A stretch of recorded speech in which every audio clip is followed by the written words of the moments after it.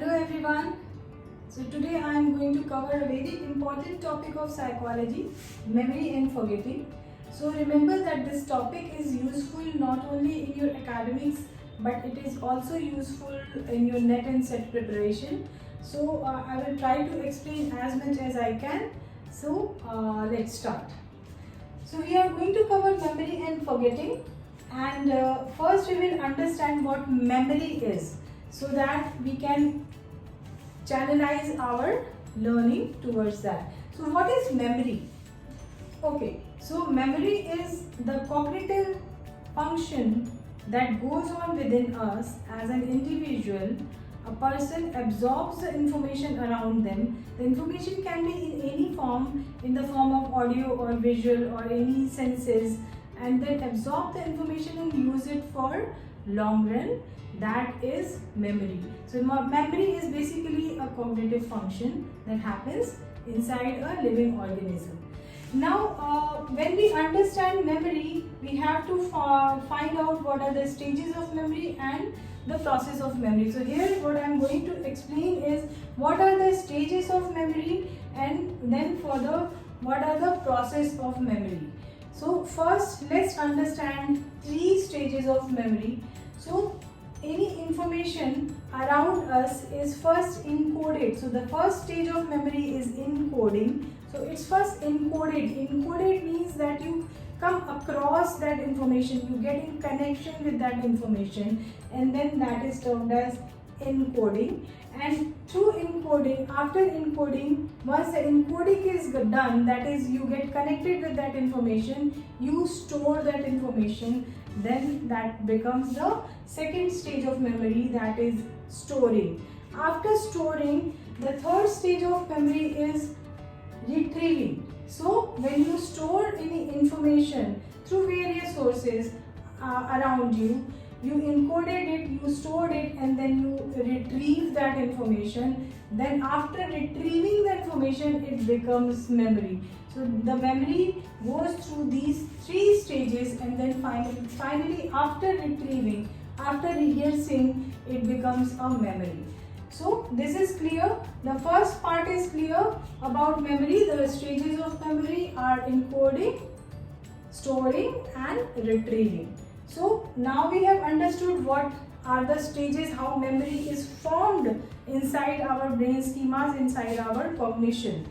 Now we have to move on to the second definition, second part of memory, that what is basically the process of memory, how that information is processed inside us, and then what are the various stages through which that process goes on. So basically we are talking about the information. So any information, like I said, that memory is a function of cognition. Cognition means understanding, connecting, getting connected with the information, and then retrieving it for your long-term usage. So when we are actually connected with the information around us, the first process of memory is the sensory memory, right? So the first what we do is that we get connected with the information through various sources. Either we see it, or we hear it, or we feel it.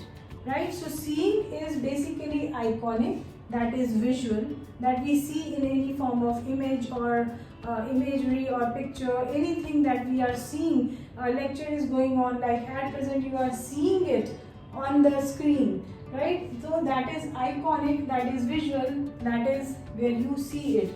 So the sensory memory, the first process of memory where the information is connected, the information is converted or getting connected with us, is the sensory memory. So the sensory memory is through 3 sources.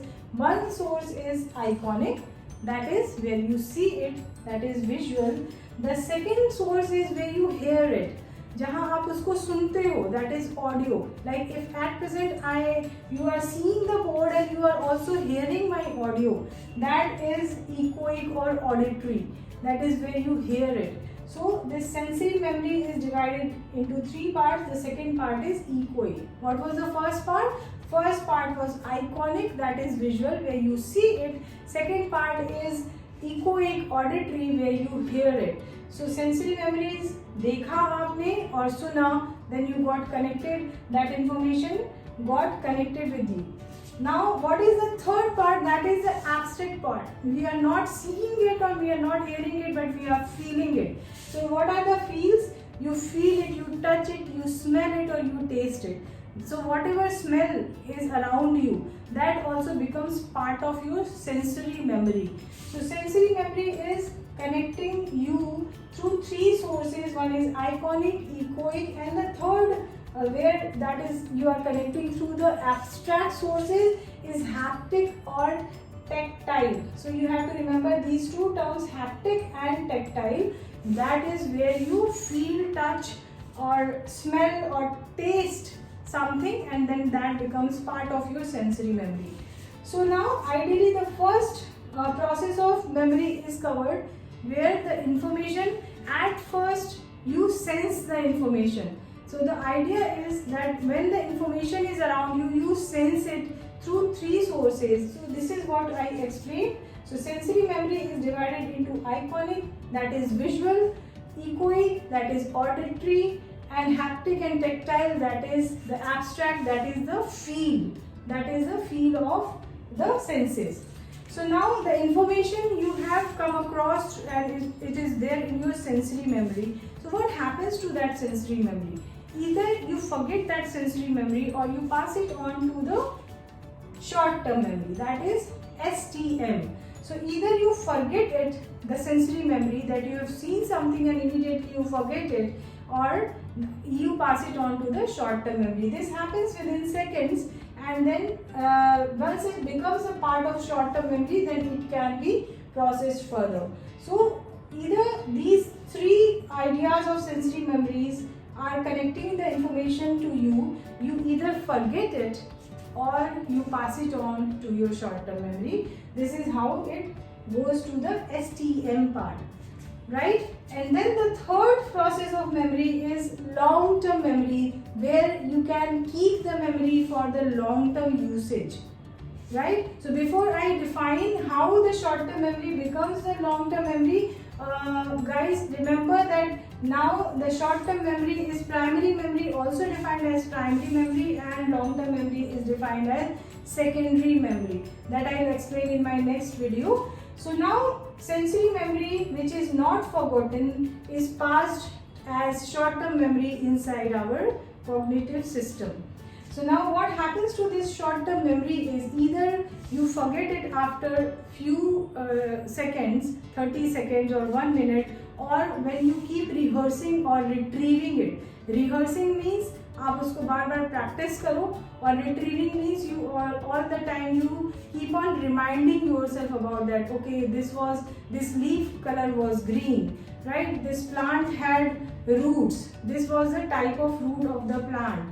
Or you keep on revising that. Okay, so if you keep on revising that information that is there in your short-term memory, it becomes your long-term memory that you can use in the long run. So that is why it's called long-term memory, that is LTM. So now what were the processes of memory? The information, you come across the information through various senses, it becomes your sensory memories. What are those senses? Auditory, where you hear it; visual, iconic, where you see it; haptic and tactile, where you feel it through taste or smell or touch or any abstract medium. It becomes your sensory memory. The sensory memory is either immediately forgotten in few seconds, or it is carried forward to short-term memory. So this is the mid part of the process of memory, where the sensory memory is becoming the short-term memory. That is also called as a primary memory, that you use it for immediate usage. Like if you see the color of the leaf, okay, this color of the leaf is green, right? You came across, you saw the color of the leaf, green color, and then you immediately said that, okay, the color of the leaf is green. So that becomes your short-term memory.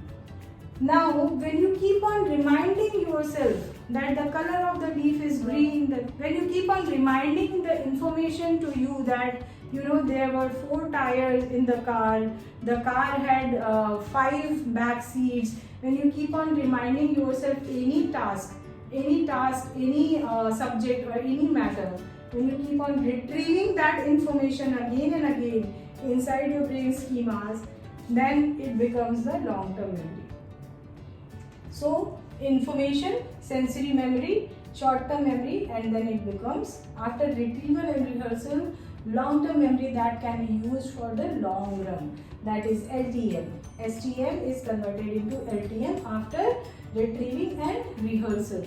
Now in the next video I will explain in detail the various types of LTM, that is long-term memory, that is secondary memory.